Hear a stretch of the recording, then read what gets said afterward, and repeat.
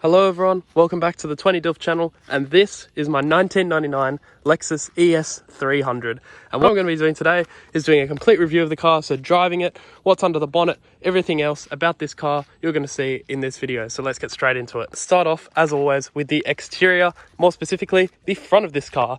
The XV20 ES300, which is this model, it came with a bit of a facelift in 1999, and obviously this being a late 99 car, it got the facelift. So the facelift includes new front bumper and a couple of other things around the car, new tail lights. Overall, just mainly cosmetic stuff that makes this car look a bit better. Obviously around the front, the facelifted bumper does suit the car very well.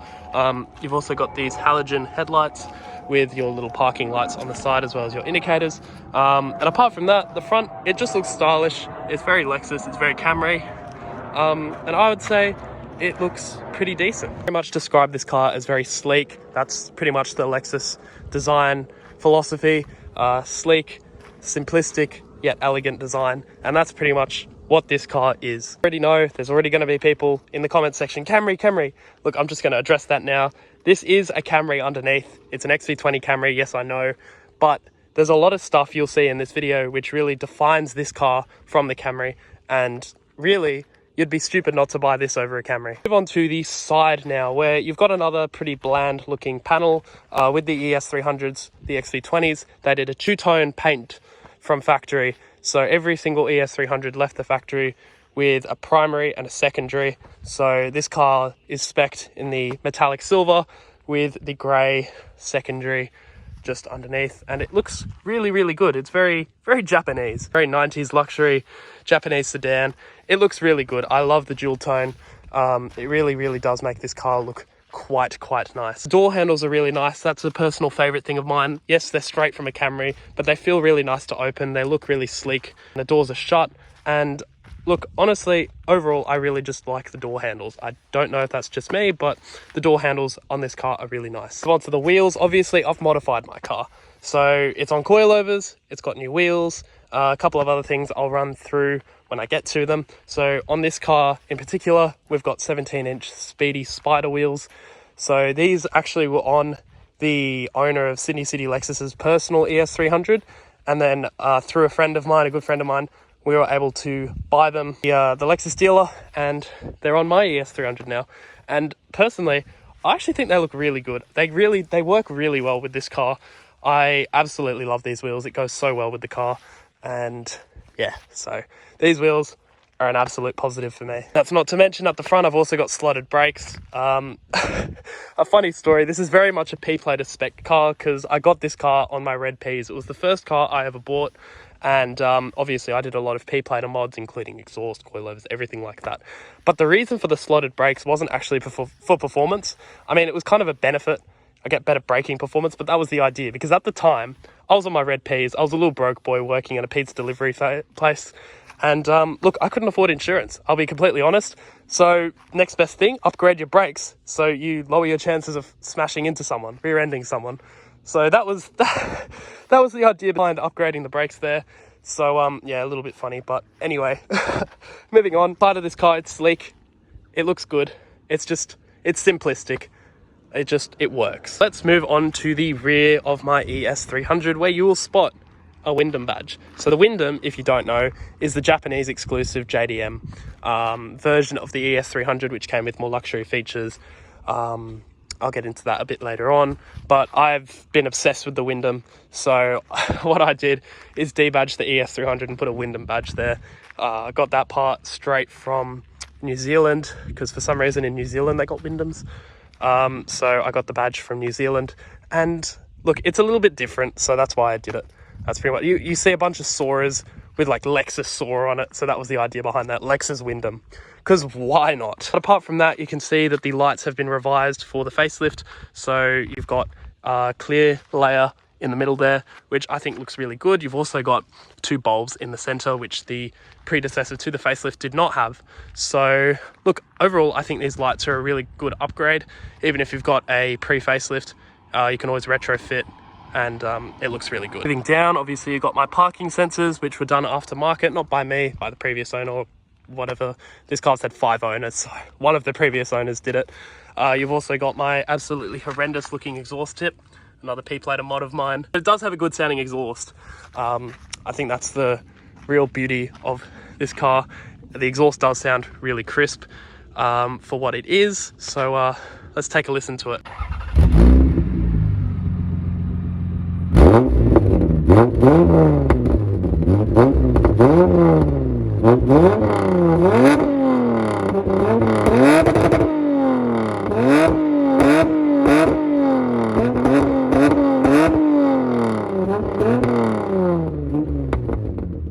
Not quite your stock standard exhaust system on this car. The little crackles, it hasn't got a tune. That's literally just how it sounds when I did the exhaust. So I quite like it. Compared to some of the other ES300s I've heard, and from what my last video on this car, what the reactions were to the exhaust, it's actually a really, really nice sounding exhaust for what this car is.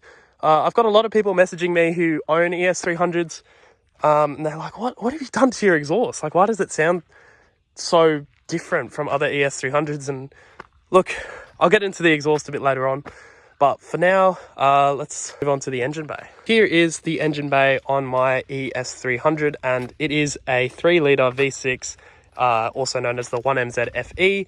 It is the engine straight out of a V6 Camry, but that isn't a bad thing because you get the reliability of a Camry in this car, which is really the reason you'd buy a Lexus. You get the luxury features of a luxury car, but you don't have to worry about the expensive maintenance because underneath it is just a Toyota. So that's the real benefit of buying a Lexus. And obviously when I was looking to buy my first car, I wanted something reliable. I wanted something that wouldn't cause me problems. And what better car to do that than a Toyota? And I'm just like, you know what? An ES300 is the same price of a Camry. Let's just go for an ES300. So yeah, this car, overall, it's actually not caused me too many problems. These engines are bulletproof. Like, I got this car and the oil hadn't been changed for about 10,000 Ks. And I did another 10,000 Ks without changing the oil. So the first oil change when I had it was 20,000 Ks into the oil. And look, I've kept up with the maintenance on this car up until recently. It's just kind of been pushed to the side. So at the moment, you've got a couple of issues like a rocker cover gasket oil leak. The timing belt started to squeal, so that's going to have to be replaced pretty soon, I think. And yeah, look, when I say it's not had issues, that's a bit of an overstatement. It's had problems, as you can clearly see by the coolant bottle. So the one issue with the 1MZs is the head gasket. Once you overheat these engines, the head gasket almost always goes. So yeah, this car is suffering from a blown head gasket, but I used 2 bottles of head gasket sealer, like the Nulon stuff, and it's been fine ever since I did that. And it's about 1.5 years since I put that stuff in.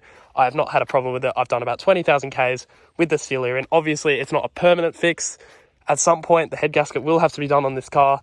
But look, for the time being, I barely drive this car, so it's completely fine. It's very adequate. But apart from that, if you don't let the car overheat, replace your radiator as soon as that temperature gauge starts rising, because the radiator is often the cause of the overheating in the 1MZ FE. So look, if you stay on top of the maintenance in that respect, you shouldn't ever have any problems with this engine. Another thing to note, I've driven this car about 50,000 Ks since I bought it. I haven't done spark plugs. I haven't done ignition coils. I haven't done really anything. I've done a fuel pump and a couple of coolant hoses and obviously the head gasket sealer, and that's honestly about it. This car gets abused. Look, if you want this car to last longer, just look after it. Don't do what I've done. Like, yes, the car still runs, it's fine, but it's really not as healthy as it should be. So look after your car, but obviously it's a Toyota, so I can kind of get away with it. The thing with the ES300s, obviously it's got a cable throttle because it is an ancient car. So yeah, but apart from that, that's really all there is in the engine bay. So let's go check out that interior. Before we check out the interior, I think I'll talk about the exhaust. So the exhaust setup on this car, it's simply a resonator delete, and it's a redback. I think it's a 10-inch sports muffler.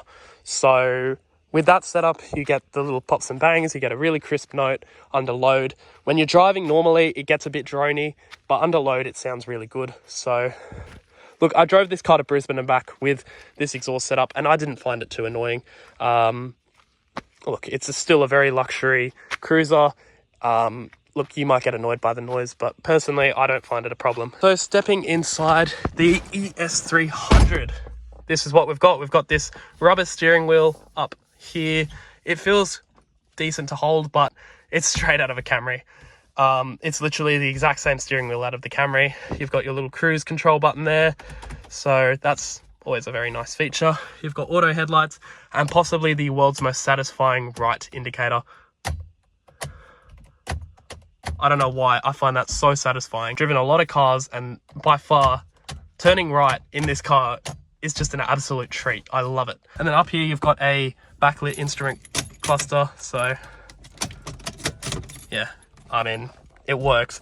The needles are known to fade though over time. They often fail, the backlight, so you have to get that replaced. But apart from that, it's been really good. This car's done 295,000 Ks. And it is still going strong. What else do we have in the ES300's interior? Well, you've got a lot of rubber around, nice bits of leather as well, fake wood in the Australian spec models. Don't know why the American spec got real wood. But no, not Australia, because we like to get terrible specs over here. So anyway, at least I have a sunroof. This is a fully optioned car with the rarer black interior. So black interiors weren't common in Australia on ES300s. They're very popular on Windoms, and I'm pretty sure in America as well you can find a lot of them with black interiors, but definitely not over in Australia. Personally, I really like the black interior. It adds a really sporty kind of feel to it. On here as well, you've got your auto mirrors, so you can control that from there. Underneath that, you've got your fuel button and your boot release button as well. Moving along to the center here, we've got the Windom top part here, vent, I don't know. The difference is with the Windom one, you've got the hazard button on the right side instead of the left side, because the left side originally comes on this car, but because obviously the Windom's a Japanese spec, they put it on the right side so it's closer to the steering wheel. So look, I like the fact that it says Windom there as well. It's really nice. Moving down, I've got a Kenwood Apple CarPlay head unit, so it really helps to modernize the car. It's linked up to this awesome sound system, the Lexus Premium sound system. I'm pretty sure it's a 6 or 8 speaker sound system with a factory amp subwoofer as well. So it sounds really, really good. And yeah, I'm quite a fan of how it sounds. Moving down, you've got your digital climate control. So obviously you've got your defoggers there. If you press this, the outside temperature comes up. And then obviously you've got all your AC controls there and your circulation settings there. Moving down, I've also done the Windom center console here. So I've got the little Japanese shift lock release and also the sport and comfort modes, because in Japan, you can option this car with adaptable suspension, not over here. And also I've got coilovers. So this button is purely there to do absolutely nothing at all, just to look like it's an import, but it's not. Other than that, in here you've got your storage area, and then underneath it you've got another storage area. Pretty simple. The seats are also extremely comfortable. They're very nice to sit in. They're very comfortable. They're just, the leather is known for cracking, so take care of your leather, please. Don't do what I've done and just neglect it, because it's obviously really cracked and it started to rip in multiple areas, so that isn't good. The glove box, very decent amount of space in there. You've also got your CD changer as well, but if you do the head unit, it obviously doesn't work. You've got a couple of airbags around the car as well. And yeah, that's really it. We don't have heated seats in Australia. They didn't come with heated seats, so that's a bit of a shame. I would have loved heated seats in this car, but it's okay. With my seating position, the rear legroom isn't the best, but if you're a normal person, then you shouldn't have an issue getting people into the back. I just find the issue is that you hit your head on the roof here. But even with the new ES300s, it's still the same. For some reason, you always hit your head on the roof. So yeah, these cars have a pretty low roof line towards the rear. Got a rear speaker there. And look, the rear seats are in better condition, but look, they're still cracked and not in the best shape. Then you've got your little center thing there and access to the boot, which is lockable. So that's all nice and good. So yeah, I think what's left to do now is take this car for a bit of a drive. So here we are in the ES300. Let's go find your Yui and take this car for a drive. Right, seatbelt on. It's got a foot brake as well, no handbrake, so makes the interior look a little cleaner as well. And let's go take this thing for a drive, shall we? So there's no highway patrol around. I had a nice conversation with highway patrol this morning about my bald tires, so let's hope I don't encounter them again, because that wasn't fun. So driving along the world's most bumpy road as usual. Yeah, obviously because this car's on coilovers, it is probably going to be so shaky right now. But I'll do my best to try and fix that, because obviously my setup isn't brilliant. But look, this car drives really nicely. With the coilovers, it really does transform how the car drives. With the standard suspension, it felt very boat-like. It was very hard to throw into corners fast. It didn't like being thrown into corners and thrashed, essentially. Now with the coilovers and good tyres and good wheels, look, it feels a lot more dynamically capable. This car isn't a performance car. ES means executive sedan, so look, it's a mid-range Lexus model. It's not designed to be thrown around corners at 100 k's an hour. It's capable of doing it now, but it doesn't feel like it wants to. This car isn't designed to be a performance car, right? It's designed to appeal to your grandpa, not to a 17-year-old who just got their license and is looking to buy their first car. Although that's where many of these cars end up now, so there we have it. So yeah, look, driving it along, you can kind of hear the exhaust. This is with the windows up. It's not too invasive, but if you're sitting along the highway at 2500 RPM the whole time, it does get kind of annoying. Not really. I usually have the windows down, so it's never really a problem for me. I'll show you what it's like with the windows down, because obviously I love to hear the exhaust. I'll give it a bit on this straight, just so you can hear it at full chat. Right, let's give it some. Hopefully my camera doesn't fall off.